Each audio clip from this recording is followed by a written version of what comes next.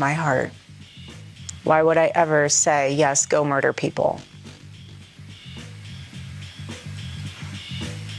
This is so much deeper than just one. I understand your sentiment, I do. But this is also so much deeper than just one person. This starts at the home, okay? This starts with family. This starts with a seed that grows and grows. You can choose to have evil in your heart, or you can choose to have light. What you consume and what you absorb from the outside world will manifest itself. No, I will never agree with political violence. My husband is a victim of it. I'm a victim of it. But what I'm trying to say here is that we can blame everyone else. We have to look in the mirror. When you become a father, when you become a mother, how are you raising your kids? Erika Kirk's town hall, platformed by the billionaire family, the Ellisons and Bari Weiss, was a dud on CBS. However, Erika Kirk knew Trump before she knew Charlie. She actually won Trump's Miss Arizona pageant. Her parents are both from a military intelligence family. Her dad did Raytheon arms deals with Israel, probably unrelated. And Erika Kirk was part of running an orphanage in Romania where children went missing. Enough children for Romania to permanently ban the orphanage and permanently ban Erika Kirk.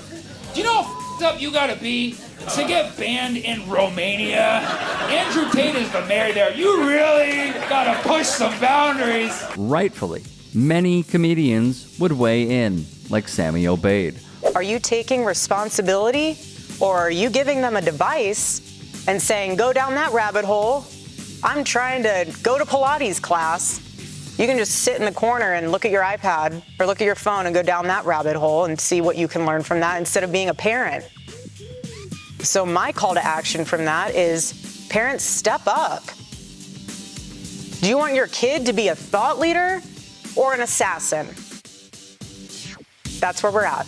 Do you think our political leaders have a responsibility to turn the temperature down right now? Well, I think everyone has a responsibility to do that, and I'm doing my part. I'm not in control of other people.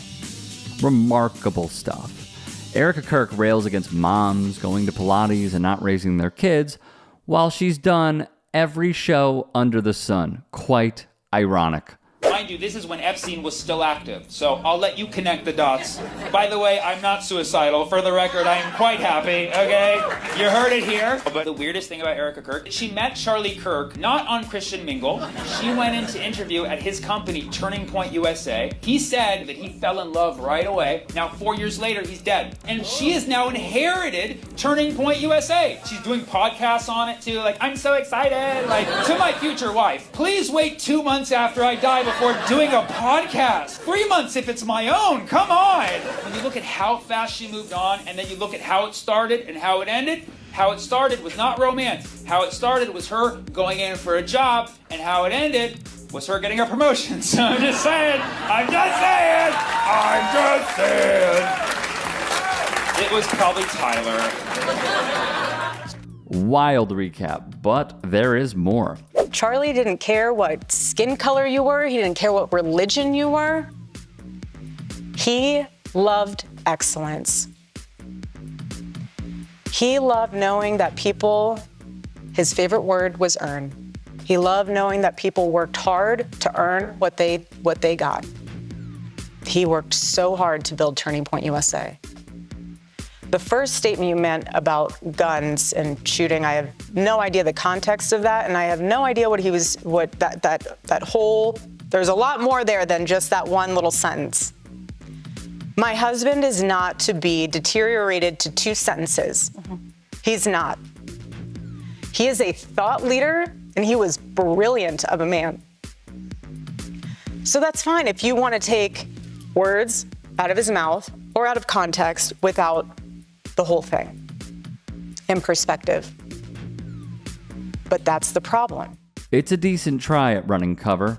Meanwhile, And then says, I don't know the context he said that gun thing in, so you didn't even do it. You didn't even do it. You didn't even watch the episode, and I got to watch it now to understand why it wasn't as bad as that says. There's also the pretending that you've never heard those things. Like when she was asking, and she's like being like, you're like, she does this face for it. She goes, stop. You've known. They prepped you on this question, and they prepped you on not to give an answer, and it's fine. Grief is whatever. Someone dies, of course they feel grief, but it's just the moment it's used to then spread a propaganda. It's like, well, you have to treat it. You have to treat it purely as the propaganda that it is. Yeah. I don't know if when Erika, does comes on stage and has her one tear, how much is, of course, that she lost someone? How much is she's connecting to some other thing or doing a full acting exercise? It can be real and really be used to But it is. But it is very. It is very. There's no different than an actor, being like, it's not. I have a real thing. I can use it, and I know it'll make me get to the moment that I need to achieve in this performance. So I'll use it. Gianmarco Cerezi and Russell Daniels also weighed in on the debacle that CBS aired. What I don't want to have happen is young women in the city, look to the government as a solution to put off having a family or a marriage because you're relying on the government to support you instead of being united with the husband where you can support yourself and your husband can support, and you can guys all combine together. But I just find it so ironic and so interesting that a heavy percentage of the individuals that voted for him were female. Just an insane thing to say. Because you actually allow yourself to be afforded all of the luxuries of all of the civil rights fight that the suffragettes and other women fought for you to be able to be a full-time working mother, to be the CEO of a company. You just weaponize your gender to rubes so that you can grift off of them.